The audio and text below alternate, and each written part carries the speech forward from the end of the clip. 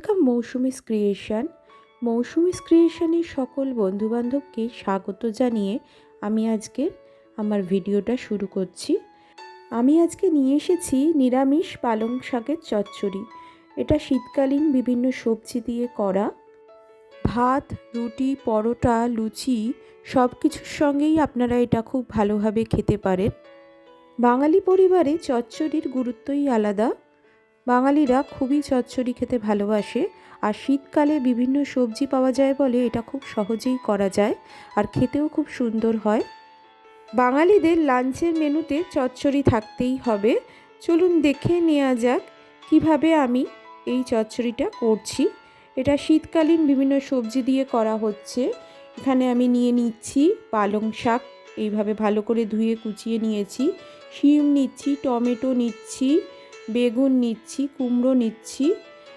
আর আপনারা শীতকালে যদি আরও কিছু সবজি পাওয়া যায় সেটাও নিতে পারেন। কড়াইশুঁটি, বিনস, গাজর সব কিছু দিয়েই এটা করা যায়। এটা সম্পূর্ণরূপে একটা নিরামিষ চচ্চড়ি আজকে আমি করছি। আমার আজকে হাতের কাছে যা যা সবজি ছিল সব কটা সবজি আমি এখানে নিয়ে নিয়েছি। আপনারা চাইলে আরও বেশি সবজি এখানে অ্যাড করতে পারেন। সবজিগুলোকে ভালো করে ধুয়ে এইভাবে কেটে নিয়েছি, আলুও নিয়েছি।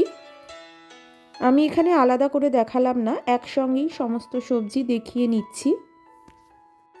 আলু, কুমড়ো, বেগুন, শিম, টমেটো, কড়াইশুঁটি আর পালং শাক।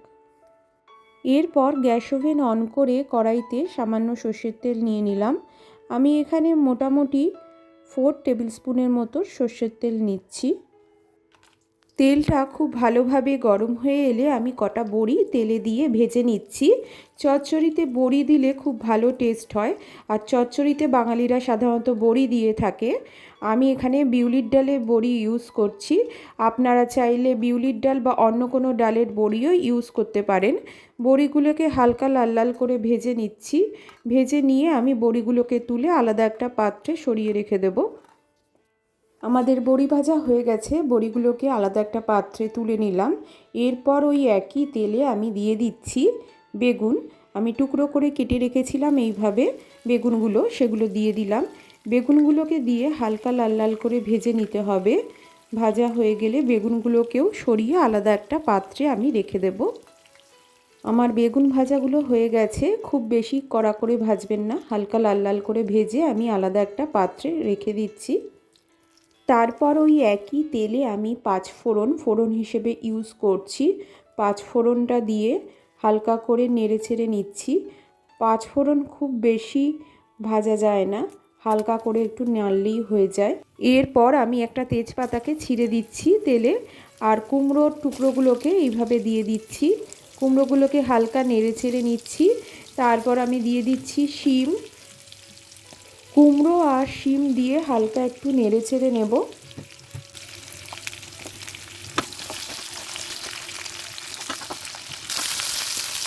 এরপর দিয়ে দিচ্ছি টুকরো করে কেটে রাখা আলুগুলো। টুকরো করে কেটে রাখা আলুগুলো দিয়েও আবারও হালকা নাড়াচাড়া করে নিচ্ছি 2-4 মিনিট।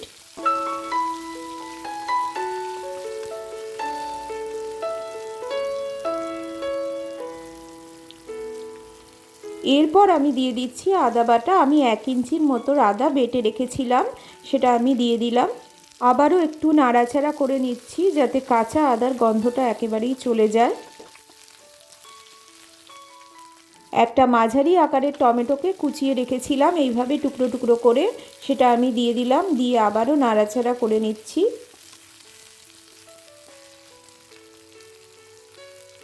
এরপর আমি সাধারণ কিছু মশলা ইউজ করছি। হলুদ গুঁড়ো দিচ্ছি 2 টিস্পুন, ধনে গুঁড়ো দিচ্ছি 1 টিস্পুন, জিরে গুঁড়ো দিচ্ছি 1 টিস্পুন, আর লঙ্কার গুঁড়ো দিচ্ছি 1 টিস্পুন। দিয়ে নাড়াচাড়া করে নিচ্ছি। আমি যেহেতু পাউডার মশলা ইউজ করেছি তাই সামান্য অল্প অল্প করে জল দিচ্ছি আর মশলাটাকে ভালো করে কষিয়ে নিচ্ছি। এরপর দিয়ে দিচ্ছি স্বাদ অনুযায়ী লবণ। আপনারা স্বাদ অনুযায়ী লবণটা দিয়ে দেবেন।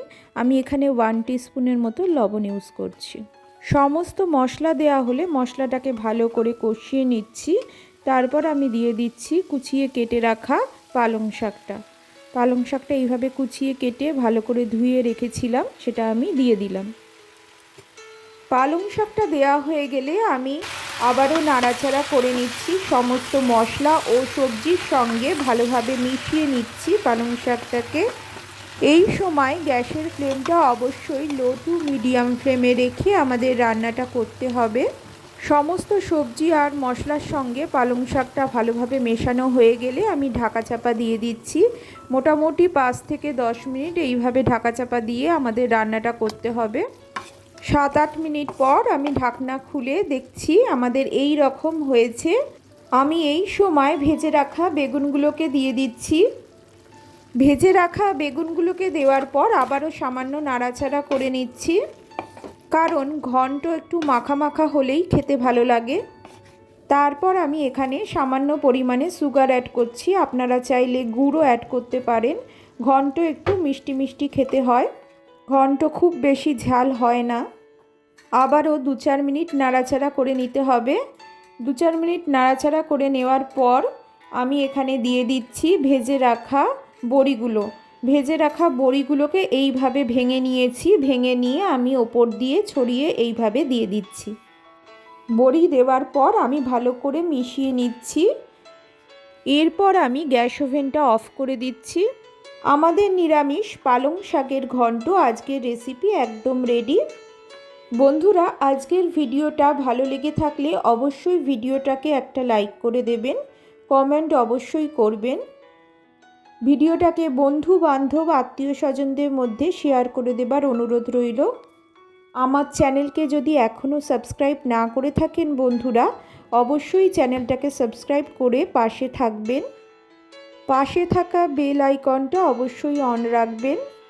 আপনারা এই চ্যানেলে আমিষ নিরামিষ সমস্ত রকমের রেসিপি দেখতে পারবেন। বেল আইকন অন করা থাকলে আপনাদের কাছে সহজেই নোটিফিকেশান পৌঁছে যাবে। দুপুরের লাঞ্চের মেনুতে এই ধরনের রেসিপি বাঙালি ঘরে খুবই পছন্দ করে থাকে, আর শীতকালে সমস্ত সবজি পাওয়া যায়, সেই জন্য এই ধরনের রেসিপি সহজেই করে নেওয়া যায়। ভাত, রুটি, লুচি, পরোটা সব কিছুর সঙ্গেই এই রেসিপি খুব ভালো যায়। আমি একটা সার্ভিং ডিশে এটাকে তুলে নিচ্ছি সার্ভ করার জন্য।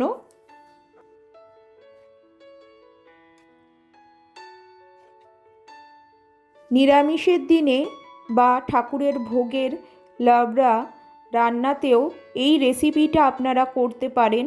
খুব ভালো হয়েছিল, টেস্টফুল হয়েছিল, কিন্তু এখানে অতিরিক্ত কোনো মশলার ইউজ হয়নি, খুব ঘরোয়াভাবে তৈরি রেসিপিটা। অবশ্যই আশা করছি আপনাদের ভালো লাগবে। আজকের মতন আমার ভিডিও এখানেই শেষ করছি বন্ধুরা। ভালো থাকবেন, সুস্থ থাকবেন। আবার দেখা হবে অন্য কোনো ভিডিওতে অন্য কোনো দিন। এতক্ষণ আমার সঙ্গে থেকে ভিডিওটা ওয়াচ করার জন্য বন্ধুদের জানাই অনেক অনেক ভালোবাসা। Thank you.